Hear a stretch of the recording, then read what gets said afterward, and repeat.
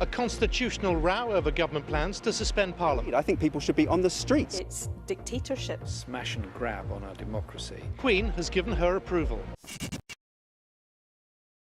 What's happened is that the government has asked the Queen to suspend Parliament. That means MPs won't sit here at Westminster from the 10th of September, which is just a week after they come back from their summer break next week, until the 14th of October. The Prime Minister says the reason for this is so that the government can hold a Queen's speech. That usually happens once a year, and it's an opportunity for the government to set out its plans for the year ahead. And Parliament is normally suspended before a Queen's speech. We need new legislation. We've got to be bringing forward new and important bills, and that's why we are going to have a Queen's speech, and we're going to do it on October the 14th.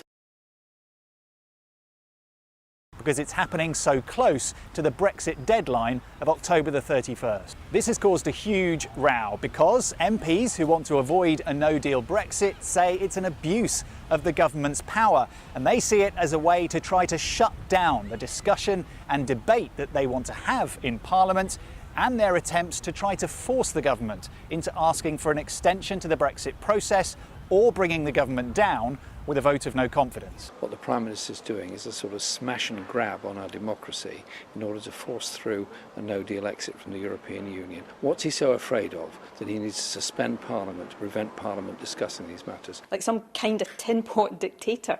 It frankly is not acceptable, and if MPs don't stop it, then it is no exaggeration, it is not hyperbole to say this is the day any semblance of UK parliamentary democracy absolutely dies. Suspending Parliament is something the government has the power to do at any time, although it's officially authorised by the Queen, and there's no clear way for MPs who aren't happy about it to stop it. Broadly, there are three options now. The first is to legislate, but as we've discussed, that's really difficult in terms of the timing. The second is to try to bring the courts into it. The third is to try a no confidence vote in the Prime Minister, which could lead to an election. This decision to suspend Parliament doesn't mean that there's definitely going to be a general election, but there's lots of speculation that one could be held this autumn, either if the government loses a vote of no confidence or if the Prime Minister decides one is needed and 2/3 of MPs back that decision.